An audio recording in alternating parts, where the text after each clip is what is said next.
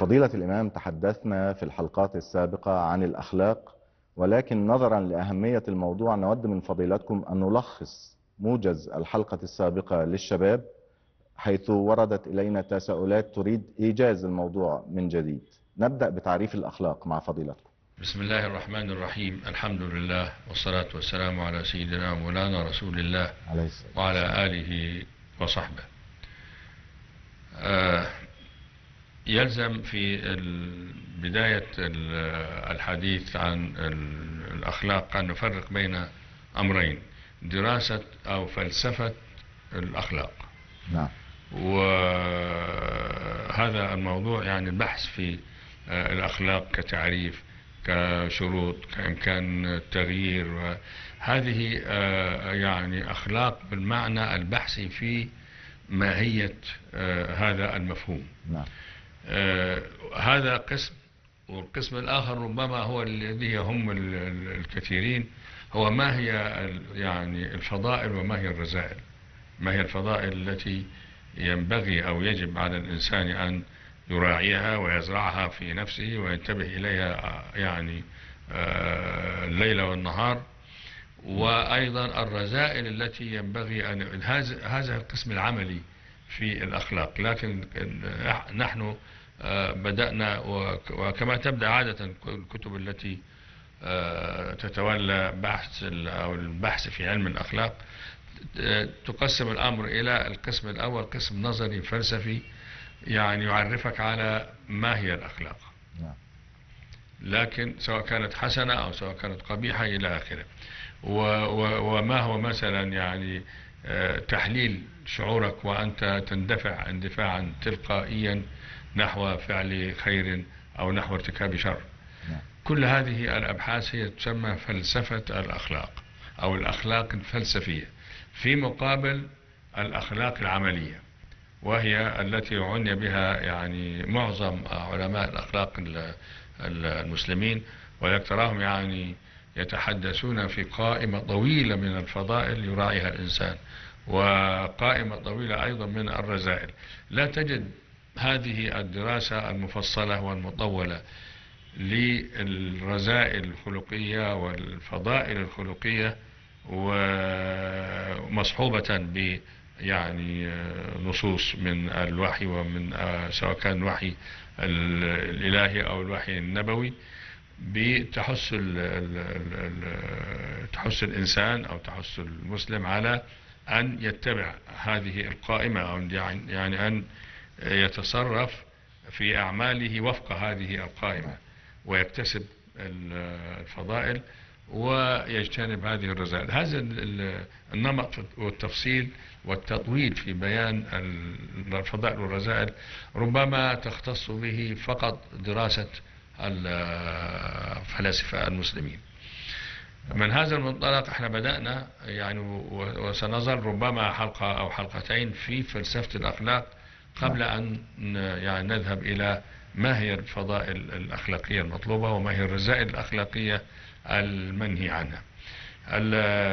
بدأنا وبالتعريف، وطبعا التعريف ده يعني أي مفهوم من المفاهيم تتعرض له لابد من تعريفه، لأن المفاهيم يعني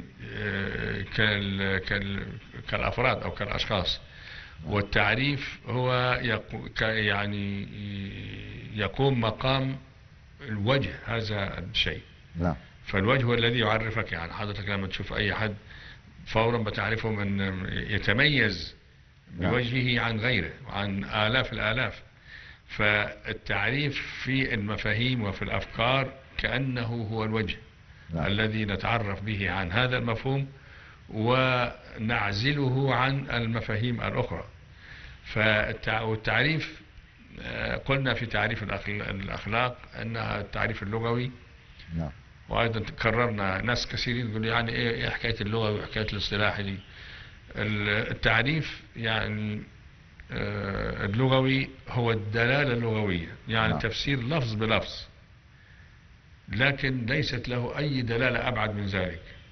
ولو أخذنا مثلا أي مفهوم من المفاهيم، مثلا كلمة الصلاة، نعم. الصلاة لو عايز تعرفها تعريف لفظي، الصلاة هي كلمة واحدة، الدعاء. نعم. يعني لو واحد دعا في اللغة يسمى أنه صلى. نعم. أيضا مثلا كلمة زي كلمة سيارة. سيارة في التعريف اللغوي هي القافلة. نعم. التي تمشي في الجبال وجاءت سيارة إلى آخره. لكن المشكلة أن احنا نتعامل مع هذه المفاهيم ليس بالمعنى اللغوي. نعم. حتى أكتفي، لأنك أنت لو اكتفيت بأن الصلاة هي دعاء، لا يعني تتعرف على أي شيء من ملامح الصلاة. نعم. لا تعرف هي ايه، ولا ركوعها ولا سجودها، ولا هي فرض ولا هي أركانها ولا كذا، ولا شرطها الوضوء وشرطها، كل ده لا، التعريف اللغوي فارغ منه. نعم. لأن اللغة بيعمل لفظ بلفظ. اللي بيحصل أن هذه الكلمة اللي هي الصلاة في اللغة بناخدها من هذا المفهوم القاصر الصغير ونعمل لها معنى جديد.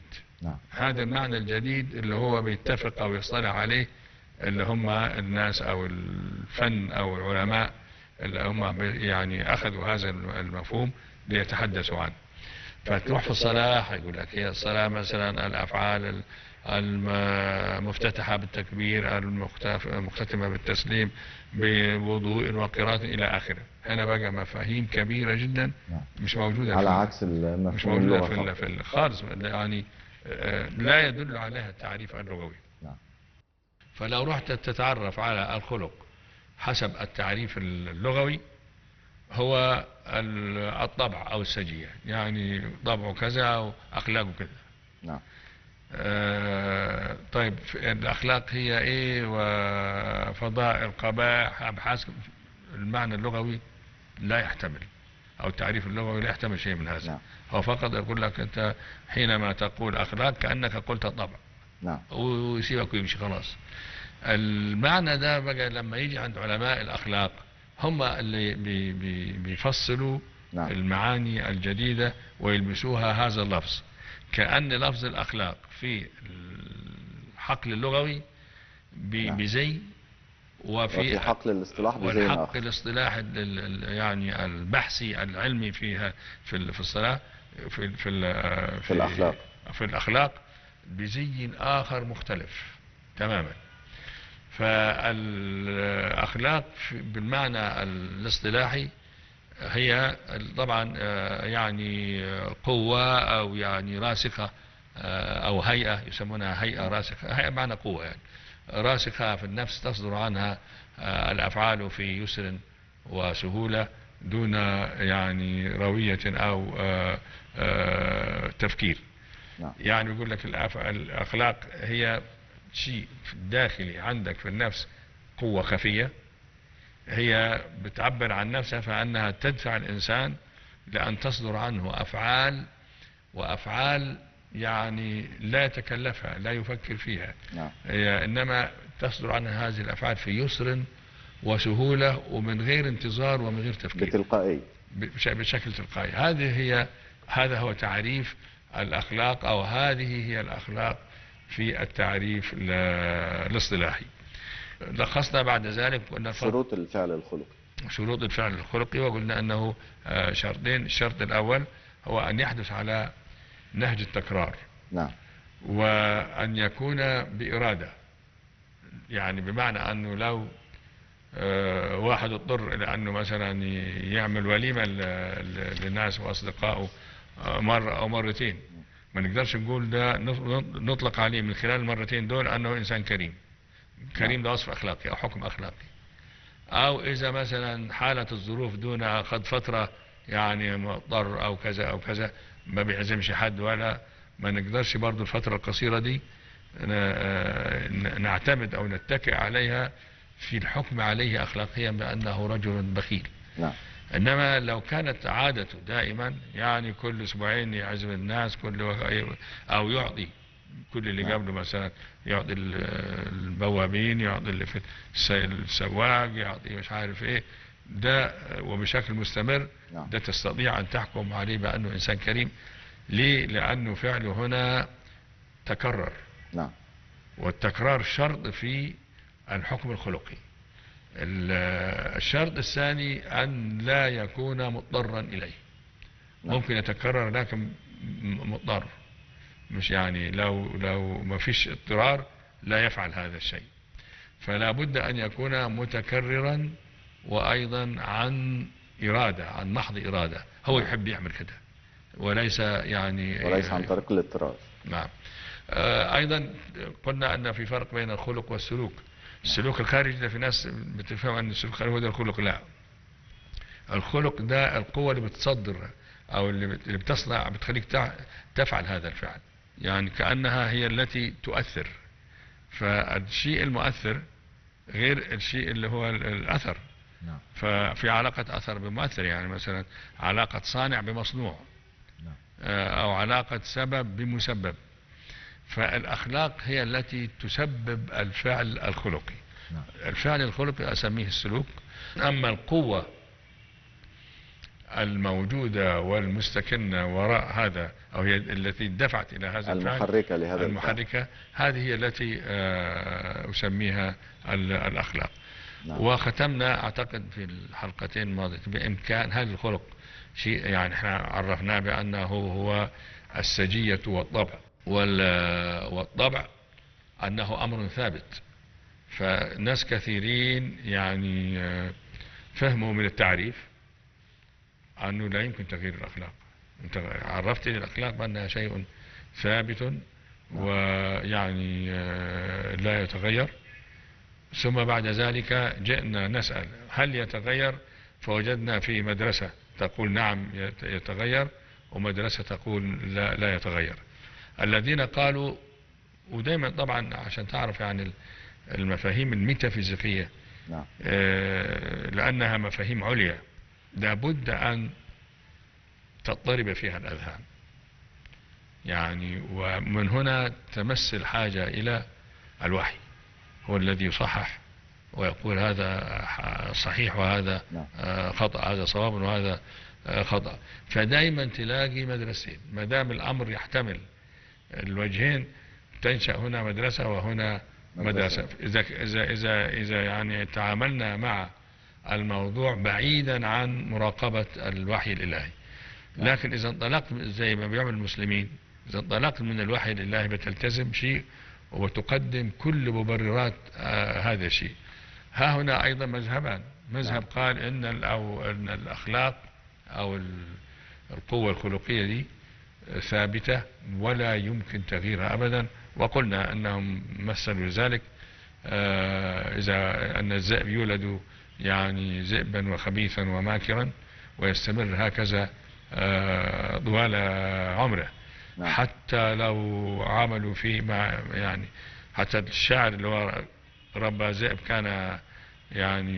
كان والده من الشياه، يعني من الغنم. ورباه بعد أن كبر فوجئ بأنه أكل الشاة. وحتى قال له يعني عقرت شويهتي وأكلت شاتي فمن أدراك أن أباك ذئب. ده معناها أنه الطبع مستمر. وكذلك الحمل الوديع أو الحمامة مثلا أو فلا يمكن أن تنتظر من الذئب يوما أن يكون يعني حيوانا أليفا وتأمن على نفسك وعلى غنمك إلى آخره. المدرسة الثانية تقول لا، هذا كلام غير صحيح، لأنه لو كان هذا صحيحا لما كان هناك حاجة لا للبعثة الأنبياء ولا للمصلحين ولا القديسين ولا التعليم ولا التهذيب، كل ده يعني. إنما الأخلاق تتغير وهي قابلة للتعديل عن طريق التعليم، عن طريق التعويد، عن طريق الموعظة، عن طريق إلى آخر ما هو معروف من وسائل التربية ووسائل التعليم. وقلنا إن يعني الفلاسفة المسلمين عن آخرهم يقرون بهذا، ويعني يؤكدون على أن الإنسان قابل، لأن ليس من منطلق الذئب وكذا، ولكن من منطلق أن الله سبحانه وتعالى بين لنا في القرآن الكريم أن الإنسان ذو طبيعتين، أو عنده الاستعداد المزدوج، فهو خلق بقبول توجه أو معرفة الطريق الأخلاقي الحسن ومعرفة الطريق الأخلاقي اللي هو القبيح، وأعطي القدرة على أن يختار أحد الطريقين، ونفس وما سواها فألهمها فجورها وتقواها. وحنبين إن شاء الله برضو في وهديناه النجدين بينا له طريقي الخير والشر.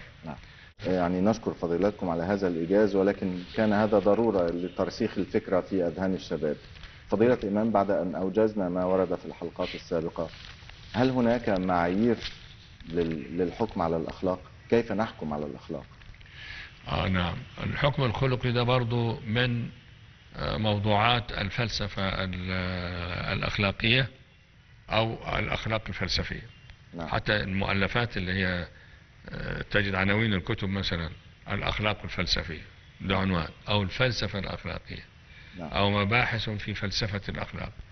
فنحن لا نزال في هذا يعني في هذا النصف الأول. نعم. اللي هو تشريح معنى الأخلاق. ومن ضمن القضايا اللي تدخل في هذا القسم قضية الحكم الخلقي. نعم. احنا طبعا الأخلاق دي يعني عبارة عن حكم، لأنك تقول تحكم على فلان بأنه خير، نعم. أو تحكم على فلان بأنه شرير، أو تحكم على الفعل برضو بأنه حسن، وتحكم على فعل بأنه قبيح. نعم. دايما الأخلاق فيها حكم، سواء كان على الشخص أو على الفعل الذي يصدر من هذا الشخص. فلو يعني استوفى الحكم الخلقي الشروط التي ذكرناها، نعم. بأن يعني صدر على نهج التكرار، على نهج الإرادة، ويعني صدر حسنا في صورته أو قبيح في صورته. نحكم ازاي؟ تلاحظ أن الحكم الخلقي دائما في حاجتين، فيه نية وبعدين عمل. ما هو احنا قلنا لابد أن يكون، ويمكن نسينا من نلخص أن الحكم الخلقي لا ينتمي إلى لا قوة العقل ولا قوة الخيال ولا إلى قوة الشعور، وإنما قوة الإرادة. نعم. قوة الإرادة. فهنا إرادة يعني في نية. نعم. في نية تريد أن يعني يحدث هذا الشيء، فعندي نية وعندي فعل. إذا والله تطابقت النية مع الفعل خلاص الحكم يبقى على، لأن الفعل هو الذي يظهر. نعم. النية لا تظهر. فأنا أحكم على الفعل بأنه حسن، وأحكم أخلاقيا على النية من خلال هذا الفعل الحسن بأنها نية حسنة. لكن سوء الحظ أحيانا يعني تكون نية الفعل نية خيرة، ثم تتدخل ظروف فتقلب هذا الفعل من فعل خير إلى فعل شرير. ودائما ما يضربون يعني مثل اللي هو مثل الطبيب. يعني يريد أن يعالج، والشخص أو بيعمل عملية وداخل يعني هو مستعد واخد ومد الموعد على أساس أنه وعنده احتمال كبير أن العملية يعني ستتكلل بالنجاح، ثم يحدث أن تتغير الأمور، تأتي النتيجة على عكس المتوقع. على عكس المتوقع. هنا الحكم على الطبيب باعتبار النية ولا عليه باعتبار العمل. هل أقول أن العمل عمل شرير وبالتالي هذا الطبيب شرير؟ لأن حين أحكم عليه باعتبار عمله ظهر في صورة يعني، أو أحكم عليه باعتبار النية وأقول أنه عمل صحيح وهو عمل لا، يعني أقول أن هذا الطبيب خير وليس شريرا وليس مسؤولا عما حدث لهذا الفعل. يضربون أمثلة أخرى، مثلا يقولون لو أن لصا ذهب ليسرق في بيت ما، فحين ذهب وجد اشتعال نار، فانشغل بإطفاء وأنقذ أهل البيت وذهب، لم يسرق ولم يسرق. ده جاي بنية سوداء، لكن العمل ما كان شاء الله طيبا، عمل خير. هل أحكم عليه ده بأنه إنسان ده خير ولا أنه شرير؟ نعم. وهل أحكم على هذا العمل بأنه خير أو شرير؟ إن لاحظت النية التي انبعث وكانت وراء هذا العمل، لو اعتبرت العمل نعم. وأن أنقذ الناس من فهو الموت عمل الحريق. خير. لكن لو حكمت عليه وأنت تعتبر النية التي انبعث منها هذا العمل وهي نية السرقة، سوف تحكم عليه بأنه شرير. نعم. إذن وكمان قالوا مثال آخر، مثال وهو لو أن شخصا يعني أخذ يعدو وراء عدو له نعم. لينتقم منه، هو عدو طبعا، فهذا العدو يعني هرب ووقع في النهر أو في البحر. نعم. وكاد يغرق لولا أن هذا الذي كان يعدو وراءه يعني نزل وأنقذه من الغرق. النية اللي هو تتبع لينتقم منه هي نية شر. لكن العمل تطور أو دخل في اتجاهات أخرى حملت هذا الشخص على أن يفعل فعلا خيرا. هل أحكم عليه بهذا أو بذاك؟ سوف تجد يعني أيضا مدرستين، مدرسة تقول الحكم الخلقي يتجه على نية الفاعل بغض النظر عن عمله، ومدرسة أخرى أيضا تقول نتجه على أو يعني الحكم الخلقي يتم انطلاقا أو اعتبارا من الفعل وليس من النية. فضيلة الإمام، هذه الأمثلة التي توضح أن هناك اختلافا أو فارقا بين النية والفعل الذي صدر، هل يمكن أن نوضحها أكثر أو كيف نستدل على هذه الفوارق؟ نعم، هو الحقيقة يعني عادة ما يتفق العمل مع النية، لكن يحدث أحيانا أن يخرج الفعل على صورة شر. نعم. بينما نية الفاعل نية خير. نعم. هذا هو الإشكال. فهل الحكم على النية أو على العمل؟ طبعا يعني الذين قالوا أن الحكم على النية وقفت لهم المدرسة الأخرى. نعم.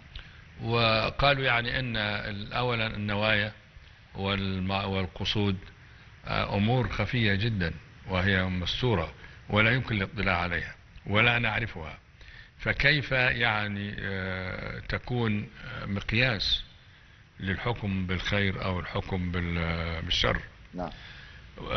أمر آخر قالوا ما يعني هذا يشجع الإنسان الشرير على أن يعمل عمل الشر، ثم حين نحكم عليه يقول لا أنا نيتي لم تكن كذلك، ويستطيع أن كيف نتأكد من أن النية كانت كذا أو كانت كذا. فالغالبية العظمى من الفلاسفة يحكمون على الأفعال باعتبار أن الأفعال سواء يعني صدرت بنية حسنة أو بنية غير حسنة الإنسان يعني بصورة أو بأخرى مسؤول عنها. والحقيقة ده يعني هو المسألة يعني شائكة.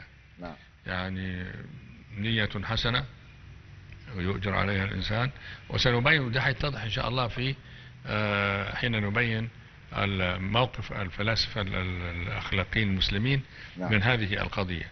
هل هناك ما يشجع أو يرشح أن يكون الحكم للنية هو الأفضل، أو أن هناك يعني أمر آخر، أمر وسط إذا بين النية الحسنة والفعل السيء؟ نعم. سوف نبينه إن شاء الله لأن لا تسع له الوقت. ولكن الذين يقولون أن الحكم على الحكم الخلقي هو حكم متجه إلى صورة الفعل. نعم. إلى صورة الفعل بغض النظر عن النية، خوفا من كما بينا من أن الاعتماد على النية فقط وهي أمور لا يعلمها إلا الله سبحانه وتعالى، أو على الأقل لا يعلمها أو لا يعرفها أو لا يمكن أن يعرفها الذي سوف يتبرع بالحكم الخلقي نعم. بأنه خير أو أنه لأنها شر. شيء داخلي صادر من داخل الشخص. شأن داخلي. نعم. فهو وده كلام منطقي، يعني أنت كيف تجعل الشأن الداخلي يعني المشجب اللي يتعلق عليه الحكم بأنه خير أو أنه شر. نعم. هذا هو الذي يعني يمكن أن يقال في هذه المدرسة أو في هذا الموضوع. الحكم الخلقي على ما يتجه في مدرسة يتجه إلى نية الفاعل بغض النظر عن الفعل، يعني حتى وإن كان الفعل فإذا كانت النية خيرة فالعمل خير حتى لو جاء في صورة الشر، وإن كانت النية يعني شريرة فالعمل شر حتى لو جاء في صورة الخير. نعم. نعم. وإن شاء الله نتمكن يعني من بيان الفلسفة الأخلاقية في الإسلام أو الحكم الخلقي في الإسلام على أي وجه يتجه، هل على نية الفاعل أو على فعل الفاعل. نعم. شكرا فضيلة الإمام، ونستكمل في الحلقة القادمة بإذن الله.